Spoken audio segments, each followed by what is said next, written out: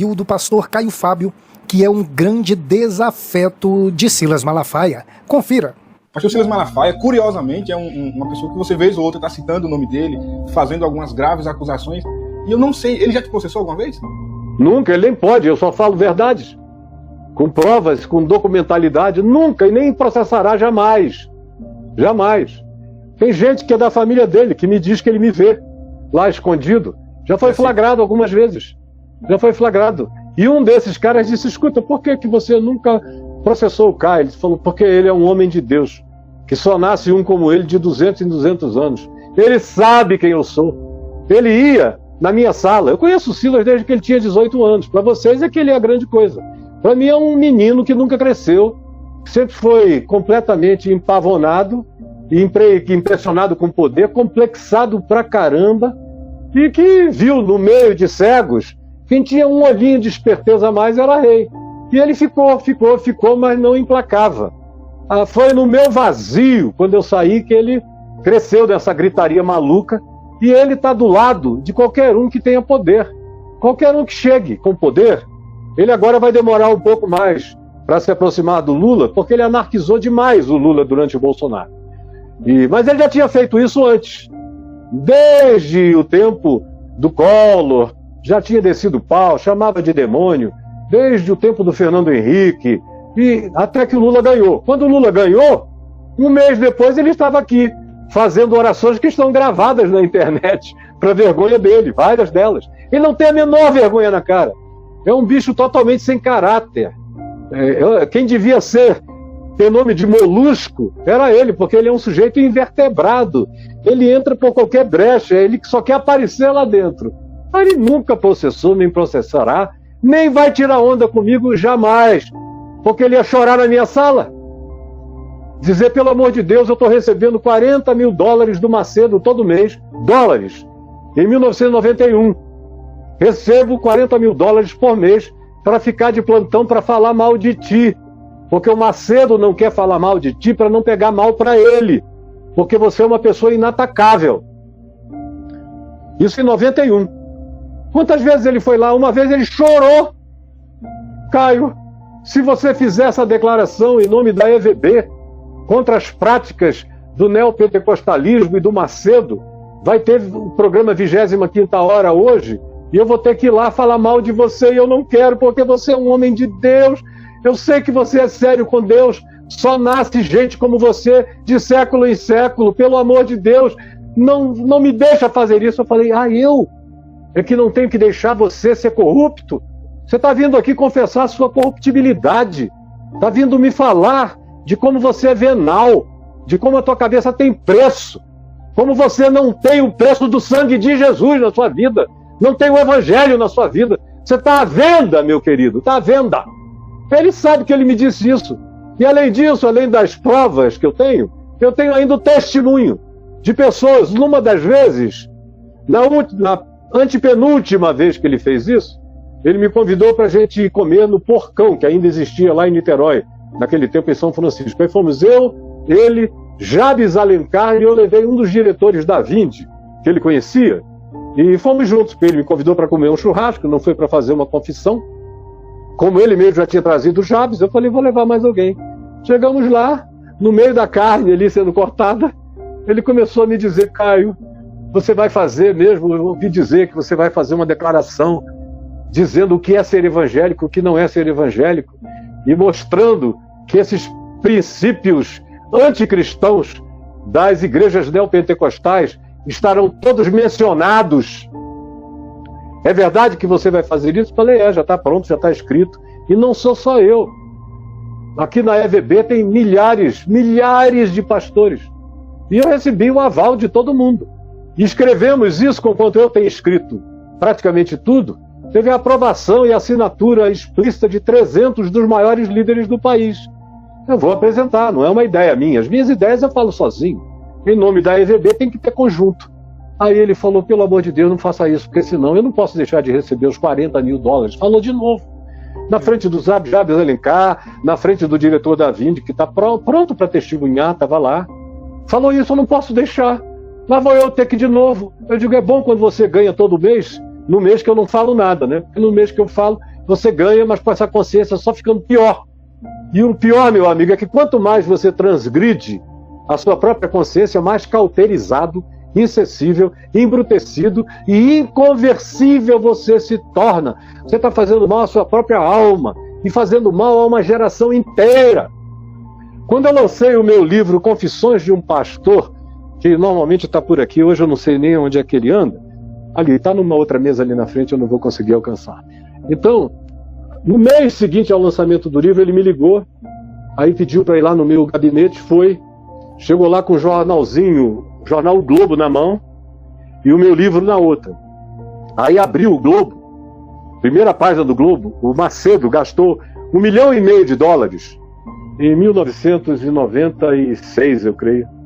$1,5 milhão para colocar um artigo escrito pelo Malafaia, assinado por ele, pelo Fanini e por mais uns 2 bispos da Universal.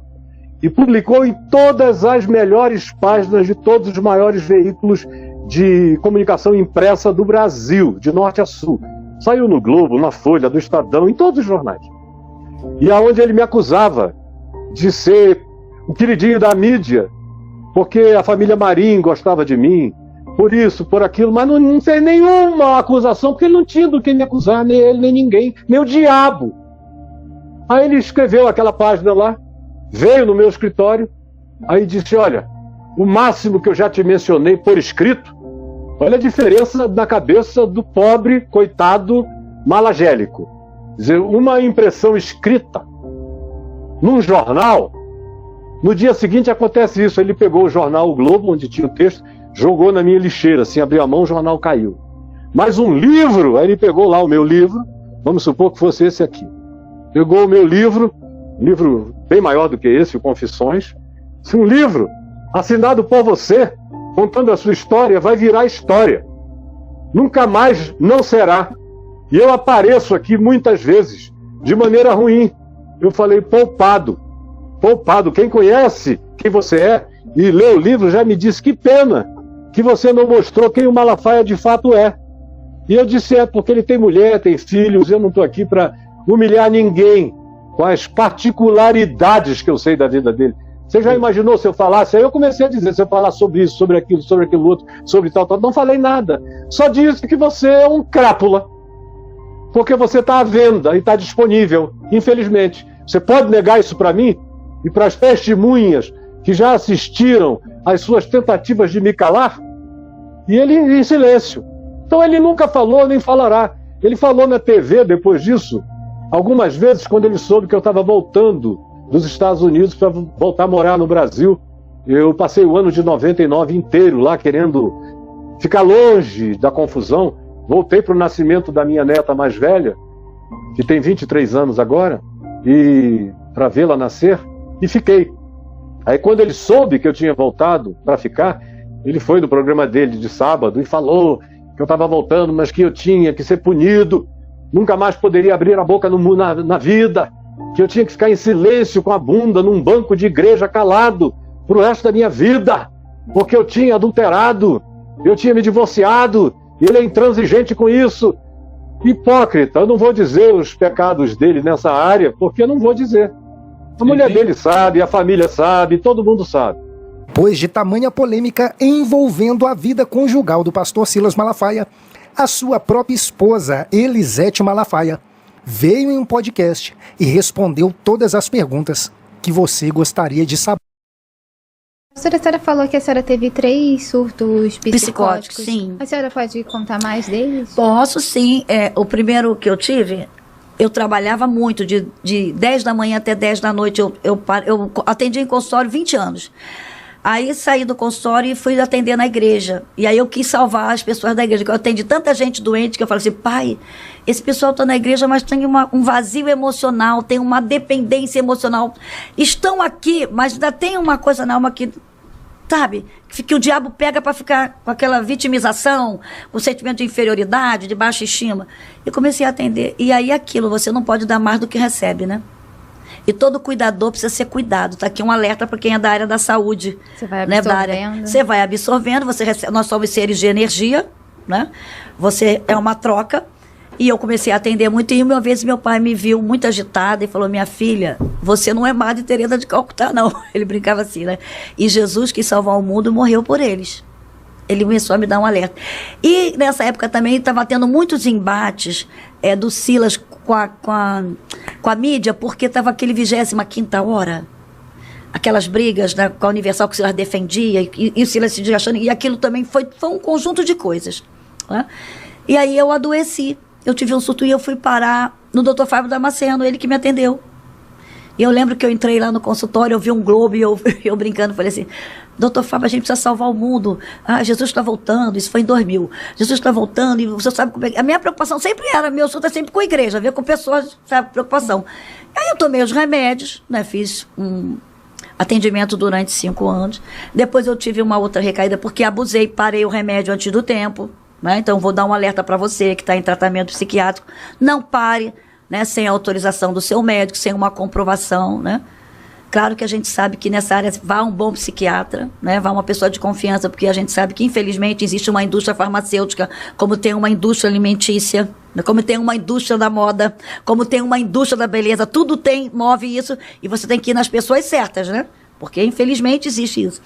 E aí, eu parei e tive outro, assim, que não foi tão forte, mas aí voltei e depois eu me senti que estava bem, eu mesmo quis dar minha alta, aquela teimosia, ainda mais você que é da área de humano, mas aquele de aceitar. E eu fiz terapia, né, fiz terapia com a doutora Glaucia, uma mulher de Deus.